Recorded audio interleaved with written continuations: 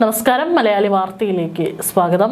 പാകിസ്ഥാനിൽ തുടരെ തീപിടുത്തങ്ങൾ സംഭവിക്കുന്നു. പാകിസ്ഥാനെ ഇത് ആശങ്കയുടെ ഒരു മുൾമുനയിൽ നിർത്തുന്നുണ്ട്. പാകിസ്ഥാനിൽ എങ്ങനെയാണ് അവിടെ ഇരുന്നു കൊണ്ട് നമ്മുടെ രാജ്യത്ത് പല തീവ്രവാദ പ്രവർത്തനങ്ങളും അവിടെയുള്ള ഭീകരവാദികൾ ആസൂത്രണം ചെയ്യുന്നത്, പ്രത്യേകിച്ച് ഗാങ്സ്റ്റേഴ്സൊക്കെ എങ്ങനെയാണ് ഇന്ത്യയിൽ അത് നടപ്പിലാക്കുന്നത് എന്നുള്ളതും, തിരിച്ചങ്ങോട്ടും നമ്മുടെ രാജ്യത്ത് നിന്നുള്ള പല സ്പൈ വർക്കേഴ്സും അവിടെ പോയിട്ട് എങ്ങനെയാണ് ചാരപ്രവൃത്തി നമ്മുടെ രാജ്യത്തിന് വേണ്ടി ചെയ്യുന്നത് തുടങ്ങിയിട്ടുള്ള കാര്യങ്ങൾ പറഞ്ഞു വെക്കുന്ന ഒരു കഥാപശ്ചാത്തലത്തിൽ ഇറങ്ങിയ സിനിമയായിരുന്നു ദുരന്തർ. വലിയ ഒരു പ്രേക്ഷക പ്രശംസ തന്നെ ചിത്രം നേടിയിട്ടുണ്ട്.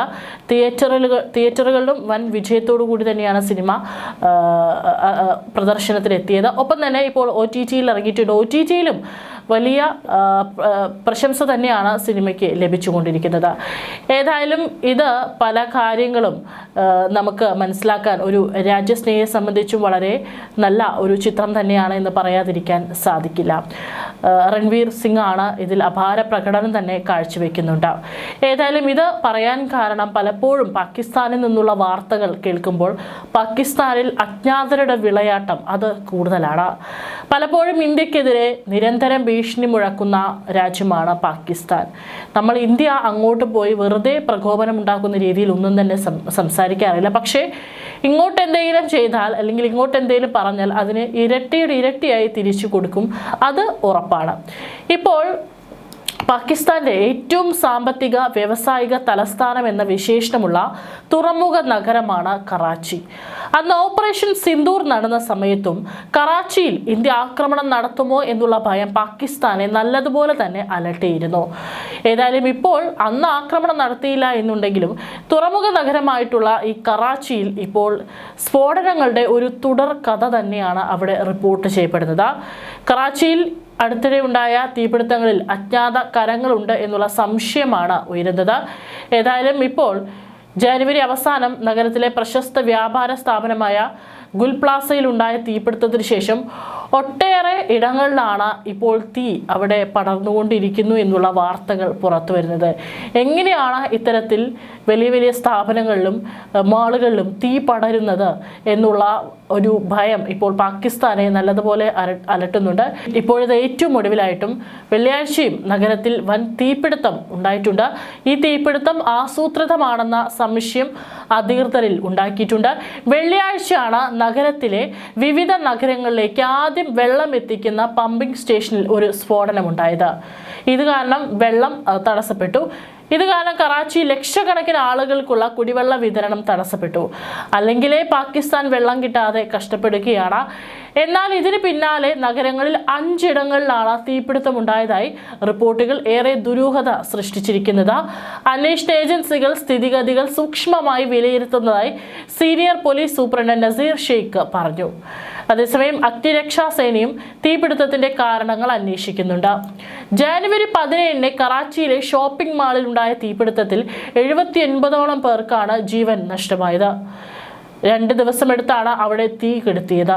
ശേഷം നടത്തിയ പരിശോധനയിലാണ് അവശിഷ്ടങ്ങൾക്കുള്ളിൽ നിന്ന് കത്തിക്കരിഞ്ഞ മൃതദേഹങ്ങളും കണ്ടെടുക്കുന്നത്.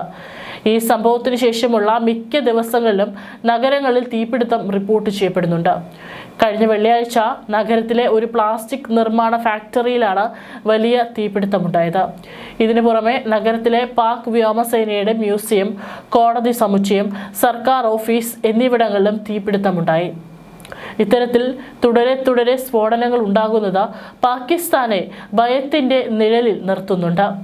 സുരക്ഷാ മാനദണ്ഡങ്ങളിലും അടിയന്തര തയ്യാറെടുപ്പുകളിലും ഗുരുതരമായ പോരായ്മകൾ എടുത്തു കാണിക്കുന്നുണ്ട്.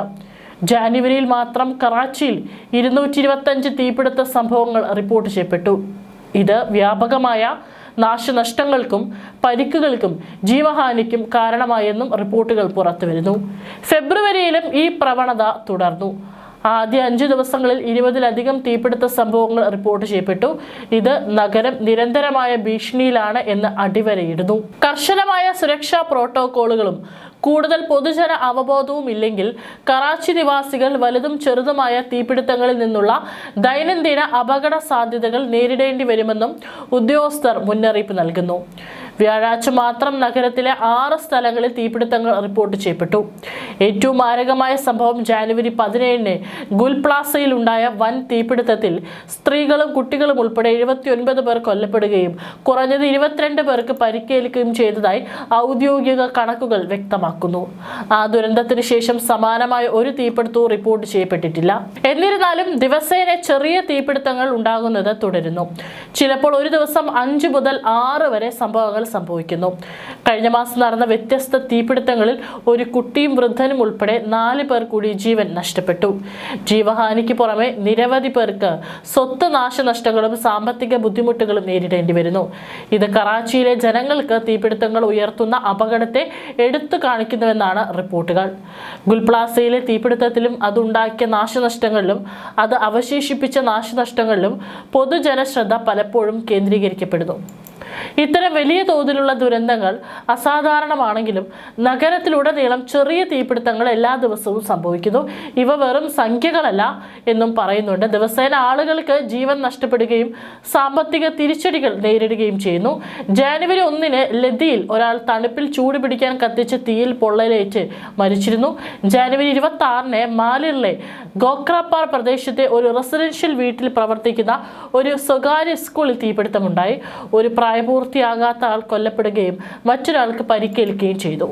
മറ്റു പ്രധാന സംഭവങ്ങളിൽ ചിലത് സമയബന്ധിതമായി രക്ഷപ്പെടുത്തിയതായി റിപ്പോർട്ടുകളുണ്ട്. ജനുവരി 28-നും ഗുലിസ്ഥാൻ ജൗഹറിൽ മറ്റൊരു മരണം സംഭവിച്ചു.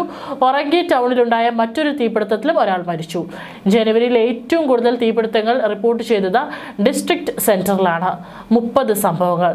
സദാറിൽ 18 കേസുകൾ റിപ്പോർട്ട് ചെയ്തപ്പോൾ സൊഹ്റാബ് ഗോത്കു ലിസ്ഥാൻ മുസ്തഫ ഫയർ സ്റ്റേഷന്റെ അധികാര പരിധിയിലാണ് 18 കേസുകൾ റിപ്പോർട്ട് ചെയ്തത്. നാസിമാബാദിൽ 13 സംഭവങ്ങളും സൈറ്റ് ഏരിയയിൽ 11 സംഭവങ്ങളും ലിയാരിയിലും കൊറങ്കിയിലും 9 സംഭവങ്ങളും റിപ്പോർട്ട് ചെയ്തു.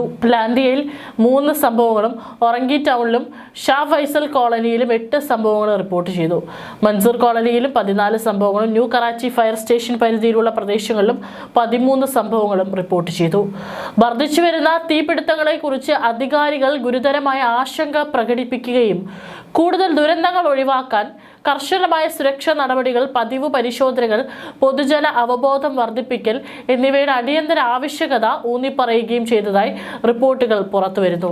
ഏതായാലും പാകിസ്ഥാനിൽ ഇപ്പോൾ ഇത്തരത്തിലുള്ള സ്ഫോടനങ്ങൾ, ചെറുതും വലുതുമായിട്ടുള്ള തീപിടുത്തങ്ങൾ റിപ്പോർട്ട് ചെയ്യപ്പെടുന്നുണ്ട്. ആരാണ് ഇതിന് പിന്നിൽ എന്നുള്ളതിനെ കുറിച്ച് വ്യക്തമല്ല. കൃത്യമായിട്ടുള്ള അന്വേഷണം പാകിസ്ഥാൻ നടത്തുന്നുണ്ട്.